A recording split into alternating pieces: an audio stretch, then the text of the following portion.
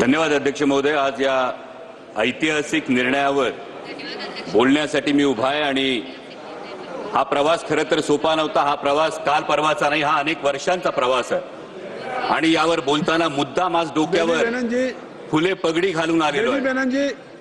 कारण जेव्हा देशात ढोल गवार शूद्र नारी सब ताडन के अधिकारी हे ब्रह्मवाक्य मानलं जात होतं, त्याचं पालन होत होतं, त्यावेळी महिलांसाठी स्त्रियांसाठी शिक्षणाची दारं खुली करणारे जब समाज सुधारणा असेल उसके बीच से आप नहीं जाएंगे. समाज सुधारणा असेल, स्त्री सुधारणा असेल, स्त्री शिक्षण अभी भी मैं सभी सदस्यों से एक मिनट सभी माननीय सदस्यों से कहना चाहता हूं कि जब कोई माननीय सदस्य अगर बोल रहे हैं उनके और चेयर के बीच से क्रॉस करके मत जाएं.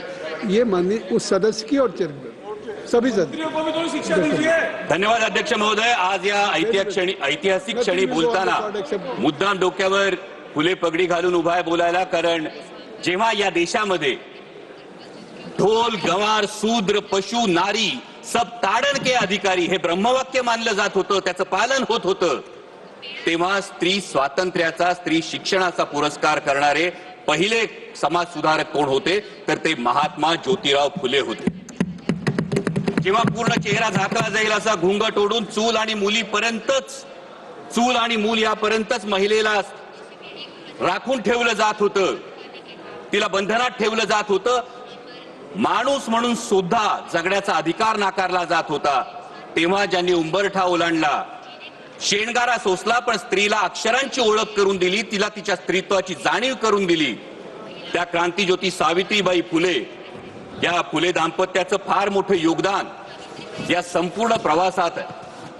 आणि आज नारी शक्ती वंदन अधिनियमाच्या अंमलबजावणीची चर्चा करत असताना महात्मा ज्योतिराव फुले आणि क्रांतीज्योती सावित्रीबाई फुले यांना अभिवादन करणं आपणा सर्वांचं कर्तव्य आहे. आणि त्याच वेळी त्यांच्या द्विजन्म शताब्दी वर्षातही अजूनही त्यांना भारतरत्न पुरस्कार आपण देऊ शकलो नाही, हे देशाचं दुर्दैव आहे.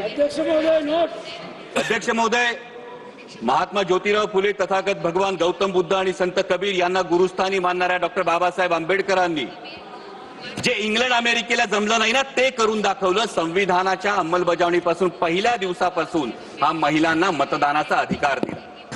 आणि ही नररत्न ज्या महाराष्ट्रात जन्मली त्या महाराष्ट्राचा मी मावळा आहे.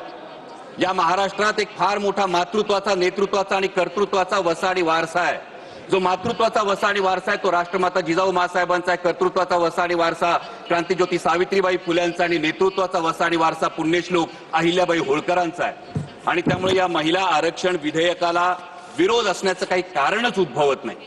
इतकंच नाही अध्यक्ष महोदय, तर देशात पहिल्यांदा स्थानिक स्वराज्य संस्थांमध्ये 33% महिला आरक्षण देणारं राज्य हे महाराष्ट्र होतं आणि तेव्हाचे मुख्यमंत्री होते आदरणीय शरदचंद्रजी पवार साहेब. देशाला पहिलं महिला